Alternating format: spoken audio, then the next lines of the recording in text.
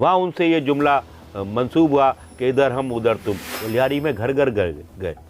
एक औरत ने उनसे कहा था कि मेरे घर आना, मेरे साथ खाना खाना, तो एक दिन उनके घर पहुंच गए थे। ये जनरल जिया समझते थे कि भुट्टो साहब जिंदा रहे तो एक दिन वो आके उनसे इंतकाम लेंगे। जब उन्होंने कह दिया कि मशरक़ी पाकिस्तान में होने वाले ऑपरेशन से पाकिस्तान बच गया तो फिर बात ख़त्म हो गई। तो ये जो अवामी स्टाइल था, इससे पहले सियासत में अवामी स्टाइल नहीं था। जैसे कि PNA से मुआहदा होने जा रहा था या हो गया था उस रात को, तो भी अक्सरियत तो पीपल्स पार्टी की होती, इसमें अमेरिकन का इंटरेस्ट भी था, इसलिए भुट्टो को फांसी दी गई। अस्सलाम वालेकुम, मैं हूं अरमान साबिर, आप देख रहे हैं अरमान साबिर व्लॉग्स। जुल्फ़िकार अली भुट्टो पे आज बात करेंगे कि जुल्फ़िकार अली भुट्टो साहब ने कब अपनी सियासी ज़िंदगी का आगाज़ किया और उनकी सियासी ज़िंदगी में क्या क्या नशे व फराज आए और उन्होंने पाकिस्तान में क्या सियासी तब्दीलियाँ की और क्या इकनॉमी में ऐसे कौन से इक़दाम किए जिससे पाकिस्तान में काफ़ी असरअंदाज हुए, जो पाकिस्तान पर काफ़ी असरअंदाज हुए। इन तमाम बातों के लिए आज हमारे साथ मौजूद हैं डॉक्टर तौसीफ़ अहमद साहब। डॉक्टर तौसीफ़ साहब यूनिवर्सिटी में, उर्दू यूनिवर्सिटी में उस्ताद भी रहे हैं, मेरे उस्ताद भी रहे हैं, मेरे टीचर भी रहे हैं और इस वक्त जो है वो अपना ब्लॉग लिखते हैं अखबार के अंदर। अस्सलाम वालेकुम तौसीफ़ साहब। जी आदाब, कैसे हैं आप? खैरियत से हैं? इस वक्त बात करेंगे हम जुल्फ़िकार अली भुट्टो पर कि जुल्फ़िकार अली भुट्टो का सियासी ज़िंदगी का आगाज़ कब हुआ था। सिकंदर मिर्ज़ा के ज़माने में काबीना को ज्वाइन किया था? हाँ, देखिए, जुल्फ़िकार अली भुट्टो जो थे ये प्री पार्टीशन डेज के जो सिंध के बड़े रहनुमा थे, सर शाहनवाज़ भुट्टो के दूसरे साहबजादे थे। सर शाहनवाज़ भुट्टो ने एक शादी एक गरीब औरत से की थी जो कि भुट्टो की वालदा थी। सही। तो भुट्टो का बड़ा हिस्सा बम्बई में गुजरा और उसकी वालदा को भुट्टो ख़ानदान ने तस्लीम नहीं किया था। तो वो जो उसका बचपन था उसने उसको बहुत ज़्यादा गरीबों के करीब कर दिया था। एक तरह का मुनरिफ जो है समाज से, वो उसके अंदर पैदा हो गया था, जिसका बार बार फिर शख्सियत भी एक ख़ास किस्म की डबल स्टैंडर्ड, एक डबल शख्सियत जो होती है बाइपोलर, वो डेवलप हो गई थी। उन्होंने बर्कले जैसी यूनिवर्सिटी में, अच्छा ज़हीन बहुत थे, कमाल के ज़हीन लोगों में थे जिसका मुकाबला नहीं किया जा सकता उनकी ज़हानत का। तो वो अमेरिका की बर्कले यूनिवर्सिटी में पढ़े, बरतानिया से बैरिस्ट्री की, वहाँ की शामों में बहुत मसरूफ़ रहे। एक ज़माने में ये कहा जाता था कि उनका ख्याल पाकिस्तान आने का नहीं था, बल्कि बम्बई में जो शाहनवाज़ भुट्टो की जायदादें थी वो उसको हासिल करना चाहते थे, मगर बहरहाल वो नहीं हुआ और वो फिर लंदन से बैरिस्ट्री करके आ गए। तो उनके वालिद उस ज़माने में खासे बीमार थे, मेरा ख्याल है आखिरी स्टेज था शाहनवाज़ भुट्टो का। तो उनकी सिफारिश पर जो है, कुछ लोग कहते हैं पीर पगाड़ा की सिफारिश पर, सिकंदर मिर्ज़ा ने उन्हें अपनी काबीना में जूनियर वकील के तौर पर शामिल कर लिया था। ये 57 की बात थी। तो उसके बाद 58 में माशाल्लाह लग गया और अयूब खान ने इक़्तिदार संभाल लिया। तो फिर वो पहली काबीना में वज़ीर सनत हो गए। सही। तो ये वज़ीर सनत हुए तो ये रूस और रोमा से जो माहिदा हुआ तेल की तलाश का, ये भुट्टो साहब का कारनामा था पहला, कि उन्होंने थोड़ी सी खारजा पॉलिसी को तब्दील करने की कोशिश की, क्योंकि कोई इनकलाबी जज्बा उनके जहन में था और वो चीन के डेवलपमेंट से बड़ा मुतासिर थे, चेयरमैन माओ के। तो उन्होंने कोशिश की कि यहाँ पे तेल की तलाश के लिए रोमानिया की फर्म आए और सोवियत यूनियन की फर्म आए। तो ये वहीं से उनका ये आगाज़ हुआ था। उसके कुछ अरसे बाद वो वज़ीर ख़ारजा के ओहदे पर तैनात हुए। तो वज़ीर ख़ारजा बनने के बाद भी फिर उन्होंने चाइना से ताल्लुकात अपने बेहतर करने के लिए मुसलसल कोशिशें की थी और जो वेस्टर्न एक इन्फ्लुएंस था उसको कम करने की भी कोशिश की थी। देखिए, जब भुट्टो साहब वज़ीर ख़ारजा बने तो पाकिस्तान अमेरिका के साथ सर जंग में का हिस्सा था। उस ज़माने में गैर जानिबदार तहरीक बहुत मजबूत थी। पंडित जवाहरलाल नेहरू, वज़ीर-ए-आज़म चुन लाई, मिस्र के सदर जो थे जमाल नासिर और चेकोस्लोवाकिया के मार्शल टीटो वो लीड कर रहे थे। तो भुट्टो साहब ने इसमें रास्ता निकाला कि वो जिस हद तक निकाल सकते थे कि उन्होंने चीन से अच्छे ताल्लुकात कायम किए। इंडोनेशिया के सदर जो सिकार्नो थे, जो पक्के एंटी यूरोप थे, एंटी अमेरिका थे, वो एक गुरिल्ला जंग में जीत के आए थे, उनसे उन्होंने करीबी ताल्लुकात कायम किए। चीन के साथ किए। तो एक और जो अफ्रीका में तहरीकें चल रही थी उनकी उन्होंने उस ज़माने में हिमायत की, जो पाकिस्तान की खारजा पॉलिसी के बिल्कुल नए कॉरिडोर थे। इस पे पाकिस्तान की खारजा पॉलिसी नहीं हुई। दूसरे, वो हमेशा से ना कश्मीर के मसले पे बड़े जज्बाती थे। तो उन्होंने आते ही एक काम जो है भारत के ख़िलाफ़ कश्मीर के मामले को भी शुरू किया था। बहरहाल उसके नतीजे में जंग हुई, 17 दिन जंग जारी रही। भुट्टो साहब ने बहुत ज़ोरदार तकरीरें की, जनरल असेंबली में जाके, सलामती कौंसिल में जाके। अल्टीमेट पाकिस्तान को भारत के साथ सीज़ फायर करनी पड़ी। और फिर ज़माने में सोवियत यूनियन के जो सरबराह थे कोसिंजन साहब, उन्होंने इन्हें ताशकंद बुलाया। तो ताशकंद में ज़ाहिर है अयूब खान के पास और शास्त्री के पास भी इसके अलावा कोई हल नहीं था कि सीज़ फायर कर लें और अपनी अपनी पोजीशनों पे वापस आ जाए। भुट्टो साहब बहुत ज़हीन आदमी थे। उनके जहन में मेरा ख्याल है और बहुत सारे लोगों के उसी वक्त से मुल्क में हुकूमत करने का ख्याल गर्दिश कर रहा था। उन्होंने वह अयूब खान से इख्तलाफ किया, सही, और वो आ गए, अलहदा हो गए। उन्होंने एक नारा लगाया जो बाद में गलत साबित हुआ कि ताशकंद के मुआहदे में कोई खुफिया मुआहदा शामिल है। सही। और वो बार बार कहते रहे कि मैं एक वक्त आएगा कि मैं उससे अफशा कर दूंगा। उसमें कोई खुफिया मुआहदा नहीं था, बिल्कुल सिंपल मुआहदा था कि दोनों फ़ौजें जो उनकी एक्चुअल कंट्रोल लाइन है उस पर वापस चली जाएंगी और कैदियों को रिहा कर दिया जाएगा। दोनों मुल्कों के सिफारती ताल्लुकात बहाल हो जाएंगे और नॉर्मलाइजेशन की तरफ जाएंगे। बहुत सिंपल, और बाद में साबित भी। मगर भुट्टो साहब ने इस बुनियाद पे पंजाब में अपने आप को बहुत मकबूल बनाया। सही। और वो एक एंटी इंडिया, और उन्होंने उसी ज़माने में नारा लगा दिया कि 1000 साल तक भूखे रहेंगे, एटम बम बनाएंगे। तो ये सारी जज्बाती बातें की। अच्छा, उसके बाद वो जो अलहदा हो गए मुस्लिम लीग से, भुट्टो साहब, अयूब खान ने उनके खिलाफ कार्रवाई शुरू कर दी। वो कराची आ गए। भुट्टो साहब ने रोटी कपड़ा मकान का नारा लगाया ही नहीं, बल्कि गरीबों में गए। या आज के लीडरों में भुट्टो साहब में बड़ा फ़र्क था। वो लियारी में घर घर गए। एक औरत ने उनसे कहा था कि मेरे घर आना, मेरे साथ खाना खाना, तो एक दिन उनके घर पहुंच गए थे। अच्छा। तो ये जो अवामी स्टाइल था, इससे पहले सियासत में अवामी स्टाइल नहीं था कि वो रात को चाकीवाड़ा पे पहुंच गए। मुझे बताया उस्मान बलोच ने, मजदूर रहनुमा थे, कि हमसे तय हुआ कि भाई आपको कैसे इंट्रोड्यूस कराया जाए। तो चाकीवाड़ा पे पहुंच गए और वहाँ उन्होंने पान वाले से कहा मुझे पान दो। अच्छा, और मैं चाय पीऊँगा। तो किसी ने कहा सामने वाला होटल है, ये सिद्दीक बलोच का होटल था, वहाँ उन्होंने चाय पी।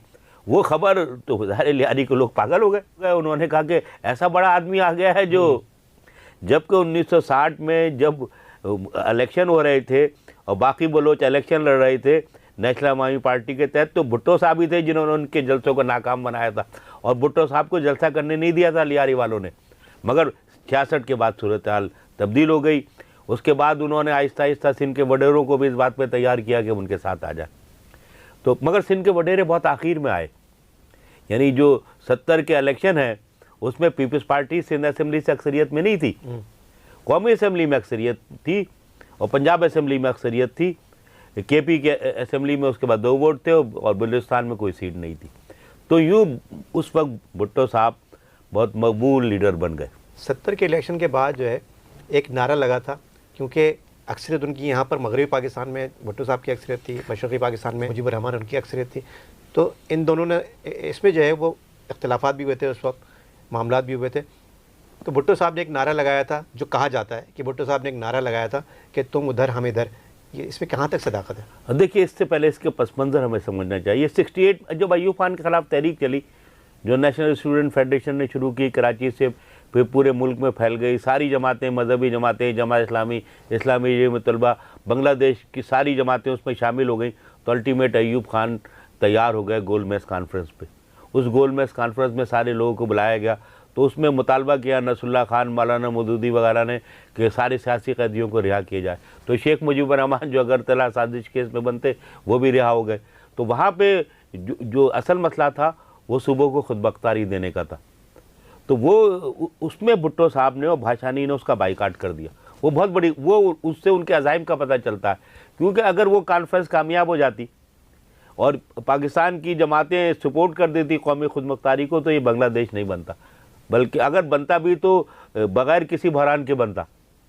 परमन तौर पर भी तो अलहदा हो सकते थे। मगर वो जानबूझ के भुट्टो साहब ने और भाषानी ने उससे सबोताज किया।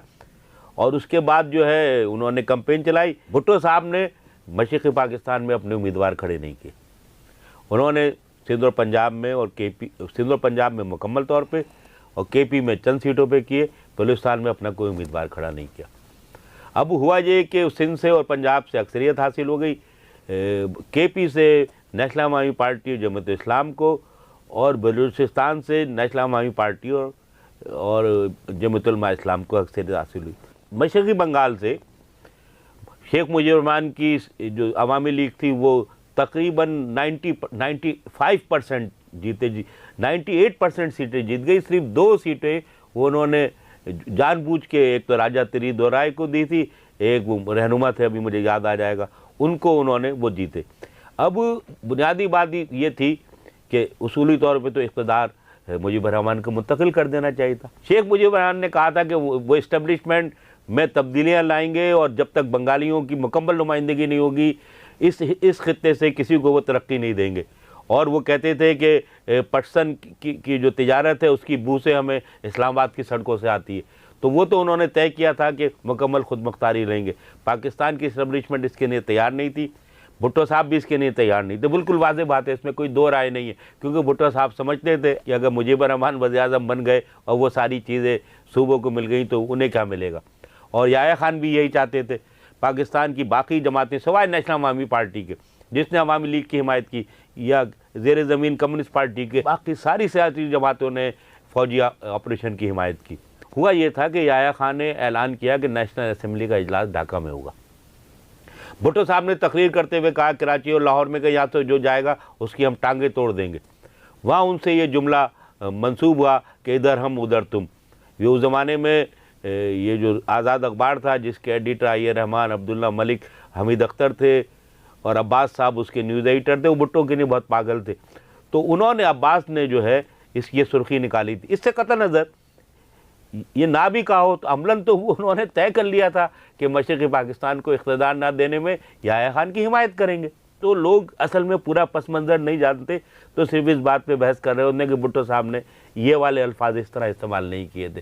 भाई पूरी उनकी पॉलिटिक्स ही जो थी, जब उन्होंने कह दिया कि मशरक़ी पाकिस्तान में होने वाले ऑपरेशन से पाकिस्तान बच गया तो फिर बात ख़त्म हो गई। तो ये वो तो बिल्कुल हक, सिर्फ भुट्टो साहब नहीं, जमात इस्लामी, मुस्लिम लीग, सिवाय नेशनल अवामी पार्टी के, ये सारी जमातें इस्टेब्लिशमेंट की हिमायत कर रही थी। पाकिस्तान जो है वो 2 लख्त हो गया, बहुत बड़ा सानिया था ये। भुट्टो साहब मगरबी पाकिस्तान जो कि पाकिस्तान था, पाकिस्तान के वज़ीर-ए-आज़म बन गए। वज़ीर-ए-आज़म बनने के बाद इनको क्या मसाइल दरपेश थे, चैलेंजेस क्या थे? उन्होंने आते ही जो है अपने मंशूर के मुताबिक बहुत बड़े पैमाने पर रिफॉर्म्स की। उन रिफॉर्म्स से मुल्क को बहुत फ़ायदा पहुंचा। बाद में क्या हुआ वह एक अलग है। मतलब ये कि उन्होंने बैंकों को और कौमी सनतों को नेशनलाइज किया। ये नेशनलाइजेशन सिर्फ पाकिस्तान में नहीं थी, इंदिरा गांधी ने इंडिया में भी किया, ये चाइना में भी हुआ, ये बरतानिया में भी हुआ, ये फ्रांस में भी हुआ, ये मिस्र में भी हुआ। ये उस ज़माने में सोशलिस्ट मईशत का मामला था कि आप नेशनलाइजेशन करके, और उसका फ़ायदा हुआ, उससे ये सारे बैंकों के जो पैसे थे वो उनके पास आने लगे, उनकी मईशत बेहतर होने लगी। फिर एक और बहुत बुनियादी बात है कि ये पीपल्स पार्टी के मंशूर में ये बात लिखी हुई थी और सारी दुनिया के कांग्रेस के मंशूर में तो ये बात 47 में लिखी हुई थी कि तालीम और सेहत की जिम्मेदारी रियासत की। तो भुट्टो साहब ने इस बात को निभाया। उन्होंने स्कूल कॉलेज नेशनलाइज किए, पूरा इंफ्रास्ट्रक्चर तब्दील किया। इसातिज़ा की हैसियत नहीं थी। भुट्टो साहब की नई पॉलिसी के तहत अब प्राइमरी स्कूल का उस्ताद भी सेकेंडरी तालीम तक पहुँच सकता था। उन्होंने यूनिवर्सिटी ग्रांट कमीशन बनाया, नेशनल बुक फाउंडेशन बनाई, यहाँ किताबें छपने लगी। बहुत बड़ी तब्दीली थी। अगर अब उसके आगे 4-5 साल बाद उसमें क्या बेईमानी हुई और तालीम का बजट नहीं बढ़ा और वो बढ़ती के लिए वो एम्प्लॉयमेंट एक्सचेंज बन गई, वो एक अलग बात है, मगर बेसिकली तौर पे बहुत अच्छी बात थी। सेहत में उन्होंने जनरिक स्कीम नाफिज की। सारी दुनिया में, भारत में जनरिक स्कीम है। इसका मतलब यह है कि फार्मूले के तहत दवाइयाँ मिलेंगी तो आदमी उस फार्मूले के तहत सस्ती दवाई भी खरीद सकता। तो अगर जनरिक स्कीम चल रही होती तो इसके बहुत फ़ायदे होते। सही। मगर वो जनरल ज़िया-उल-हक ने ख़त्म कर दिया। तो फिर मगर एक और उन्होंने किया। अच्छा, पहले तो उन्होंने कंप्रोमाइज़ किया नेशनल अवामी पार्टी से, और बलूचिस्तान में नेशनल अवामी पार्टी और जमात उलमा इस्लाम की हुकूमत बन गई। मुफ्ती महमूद जो हैं वो केपी में वज़ीर आला बन गए। तो एक अच्छा माहौल शुरू हुआ। सारी सियासी जमातों को उन्होंने बुलाया, एक मुआहदा हुआ जिसके तहत आइन बनाने का काम शुरू हुआ। ठीक है। और उसके तहत एक मुत्तफ़क़ आइन आया। वो ऐसा आइन है जो आज तक चला आ रहा। मगर उसके बाद उनकी आमिराना टेंडेंसी वो उनकी शख्सियत को और जो उनका तकब्बुर था वो छा गया। वो कादियानी का जो मामला था वो भी आइन के तहत, आइन में जो है उन्होंने शामिल कर दिया। तो मतलब सारी जमातें, मजहबी जमातें, तमाम जमातें जो हैं उनके साथ थी, सियासी जमातें, मजहबी जमातें, सब उनके साथ थे। तो ये फिर ये इख्तिलाफात कब से पनपने शुरू हुए? देखिए, एक तो ये हुआ कि पीपल्स पार्टी ने सिंध में सिंधी ज़बान का बिल जो है नाफिज किया, सिंधी ज़बान होगी। जमीयत उलमा इस्लाम और जमात इस्लामी ने उसकी शदीद मुखालफत की। शहर में पहली दफ़ा सिंधी महाजिर फसाद हुए, उसका बहुत नुकसान हुआ। ये बात समझ में नहीं आती कि मजहबी जमातों को उर्दू से क्या मोहब्बत हो गई। अरे ना उर्दू इस्लाम की ज़बान है, ना सिंधी ज़बान की। बकौल डॉक्टर इसरार अहमद के तो सिंधी तो ज़्यादा कदीम ज़बान है भाई, उसमें तो कुरान शरीफ छपा है। तो वो एक तजाद डेवलप हो गया, शहर के हालात ख़राब हो गए, बिहारियों के लामसले पे हंगामे शुरू हो गए, पुलिस ने हड़ताल कर दी। जबकि उन्होंने बहुत अच्छी स्कीम बनाई, सरकारी मुलाजमीन की तनख्वाहों में इजाफा हुआ, मगर इस तरह का क्राइसिस आया। अब उस क्राइसिस को रोकने के लिए उन्होंने ताकत इस्तेमाल करना शुरू कर दी। सही। फिर ये हुआ कि नेशनल अवामी पार्टी की हुकूमत 9 महीने तक चली। शहनशाह ईरान को उस पर इख्तलाफ था, अताउल्लाह मैंगल वज़ीर आला थे, वो उनकी भुट्टो साहब की बनी नहीं। तो उन्होंने जनरल तिक्का खान से मशवरा किया। जनरल तिक्का खान वैसे तो सादा आदमी थे, मगर उनके फैसलों से मशरक़ी पाकिस्तान में भी नुकसान हुआ, बलूचिस्तान में भी। तो उन्होंने नेशनल अवामी पार्टी की हुकूमत तोड़ दी। वहाँ के लोग पहाड़ों पे चले गए और वहाँ ऑपरेशन शुरू हो गया जो आखिरी वक्त तक जारी रहा। फिर शेरपाओं का कत्ल हुआ, इराक़ी असला निकाल दिया एजेंसियों ने इराक़ी सफारत खाने से। नेशनल अवामी पार्टी पर पाबंदी लग गई। नेशनल अवामी पार्टी के सारे रहनुमा जेलों में चले गए। महराज मोहम्मद ख़ान वगैरह जो मुनहरिफ थे वो भी जेलों में चले गए। बल्कि ये जो जरदारी की बहन है बड़ी वाली, इनके जो ससुर थे अली बख्श तालपुर, जो पीपल्स पार्टी के बानियों में, तो वो भी गिरफ्तार हो गए। फिर उन्होंने अखबारात पे पाबंदी लगाई, सहाफ़ियों को जेल भेजा। एक सख्त किस्म का निज़ाम की तरफ चले गए वो, बजाय एक मतलब डेमोक्रेटिक वैल्यूज के। एक तरफ जो है वो लोगों का दिल भी, उन्होंने सियासतदानों का दिल भी जीता आने के बाद, तमाम कॉन्स्टिट्यूशन भी दिया, उन्होंने न्यूक्लियर प्रोग्राम भी दिया। फिर देखिए, फिर उन्हें एक और, हाँ, ये भी एक अलग बात है, ये भी ना देखें, उन्होंने ना सिर्फ कैदियों को रिहा कराया बल्कि उनके मुलाजमतों पर बहाल कराया। ये दुनिया की तारीख में कहीं नहीं हुआ कि जंगी कैदी वापस आए और अपनी मुलाजमतों पर बहाल हो। और 2 डिवीजन फौज बनाई और एटम बम बनाने का मामला शुरू किया। मगर क्योंकि उनकी सख्त पॉलिसियाँ थी, उनके खिलाफ अमेरिका बहुत नाराज़ था उनसे एटॉमिक मामले पे, उसकी फंडिंग थी। लेकिन तौसीफ साहब, आखिर में तो जो है वो पहले तो मुज़ाकरात हो ही नहीं रहे थे, इलेक्शन हो गए थे, इलेक्शन उन्होंने अर्ली इलेक्शन करा दिए थे। अर्ली इलेक्शन में भी धांधली के इल्ज़ाम लगे थे जिसको मान नहीं रहे थे, तस्लीम नहीं कर रहे थे। उसके बाद तस्लीम भी उन्होंने कर लिया। और तस्लीम क्या कर लिया उन्होंने जो है वो राज़ी हो गए कि ठीक है, हम जो है वो अपोजिशन से बात करने पर तैयार हैं और इसका कोई हल निकाला जाए। जब ये यहाँ तक पहुँच गए हो तो फिर माशाल्लाह। देखिए, वो खैर इससे पहले ये हुआ कि वो, क्योंकि पीपल्स पार्टी जो थी वो अवामी पार्टी थी, उसका सारा दारोमदार मजदूरों, किसानों, सहाफ़ी, एकदम वो स्ट्रक्चर चेंज हो गया बकौल डॉक्टर मुबशिर हसन के। अब एजेंसीज ने नुमाइंदे तलाश करके दिए जो उन्होंने इलेक्शन लड़ा, तो वो लोग नवाब सादिक हुसैन कुरैशी और दूसरे कुरैशी, लगारीज, ये सब ऊपर आ गए जिनके खिलाफ पहले पीपल्स पार्टी ने इलेक्शन लड़ा था। तो उनका आवाम से राब्ता टूट गया। ये तो वही लोग थे जो सदियों से छा रहे थे। वो 70 के इलेक्शन में इन सबको पीपल्स पार्टी ने शिकस्त दी थी, अब आप इन्हें दोबारा लिया। तो वो एक तो आवाम से वो शुरू हो गया। फिर इंतखाबात में 15-16 लोग बिला मुकाबला मुंतखब हो गए। यानी वो जबर का एक इजहार था ना। अरे भाई, क्यों बिला मुकाबला जान मोहम्मद अब्बासी को लड़ने देते, क्या बिगड़ना था? जान मोहम्मद अब्बासी लाड़काना से लड़ते थे, फिर लड़ लेते। फाशिस्ट पॉलिसी ने जो उनकी एक ताकत का जो घुमंड आ गया था, उसने उन्हें बहुत नुकसान पहुंचाया। फिर वो कुछ जनरलों पे बहुत ज़्यादा एतबार करने लगे थे। उस दौरान अमेरिका ने तय कर लिया था कि भुट्टो साहब को रुखसत किया जाए, और जनरल ज़िया का अमेरिका से राब्ता था, ये बाद में साबित हुआ। तो PNA की मूवमेंट में जिस तरह का किरदार आया एजेंसियों का, उसने उस मूवमेंट को ख़त्म करने के बजाय उसे आगे बढ़ाया। भुट्टो साहब अपने आप को बहुत ज़हीन समझते थे। उन्होंने सोचा कि प्रोलॉन्ग करेंगे मुज़ाकरात को तो ये लोग थक जाएंगे। असल में प्रोलॉन्ग करने में जिन लोगों के मकासद माशाल्लाह नाफिज करने थे, उन्होंने उस सूरत हाल से फ़ायदा उठाया। और उसमें उनके करीबी लोग थे, जैसे कि PNA से मुआहदा होने जा रहा था या हो गया था उस रात को, तो भी अक्सरियत तो पीपल्स पार्टी की होती, सही। मगर अपोजिशन बड़ी मजबूत होती। तो डॉक्टर साहब ये उनको फिर फांसी ही क्यों दी गई? कई ममालिक जो थे वो भुट्टो साहब को कह रहे थे कि इनको फांसी ना दी जाए, इनको हमारे हवाले कर दिया जाए, उस वक्त ये भी तो था, तो उनको फांसी ही क्यों दी गई? भाई इसलिए कि जनरल जिया समझते थे कि भुट्टो साहब जिंदा रहे तो एक दिन वो आके उनसे इंतकाम लेंगे। इसमें अमेरिकन का इंटरेस्ट भी था, इसलिए भुट्टो को फांसी दी गई। बहुत शुक्रिया तौसीफ साहब आपका। भुट्टो साहब की जो पर्सनैलिटी थी बहुत ही डाइवर्स पर्सनैलिटी थी। आपकी क्या राय है?